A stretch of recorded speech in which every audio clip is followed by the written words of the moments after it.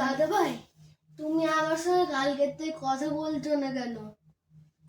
কালকে তুই কেন বললি যে মা আর পাপা আমাকে ডাস্টবিন থেকে নিয়ে এসেছে?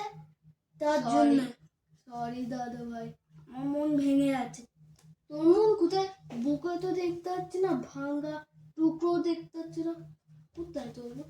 একটা গ্লাস নিয়ে এসে উপর দিয়ে ছাড়, তখন দেখবি যতটুকু ওর হয়েছে অত আমার মনেরও হয়েছে।